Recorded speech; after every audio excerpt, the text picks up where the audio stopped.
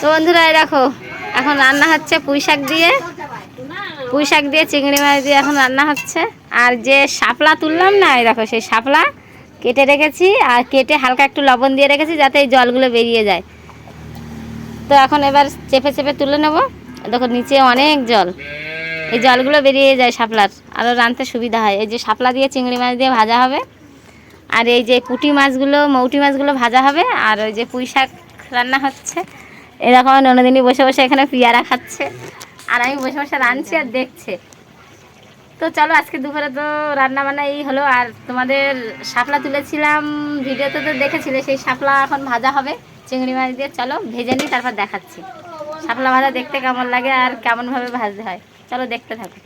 চিংড়ি মাছ ভেজে আর জিরে ফোড়ন দিয়ে এই যে শাপলা বসিয়ে দিয়েছি, তাও জল হালকা হালকা জল বেরোচ্ছে।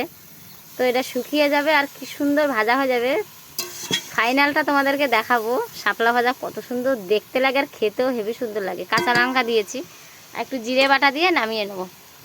তো দেখো কি সুন্দর লাগছে শাপলা বাটা। তো চলো রান্নাটা কমপ্লিট করি, তারপর তোমাদেরকে দেখ। ফাইনালি শাপলা ভাজা কমপ্লিট, আর দেখতে দেখো কত সুন্দর হয়েছে বন্ধুরা।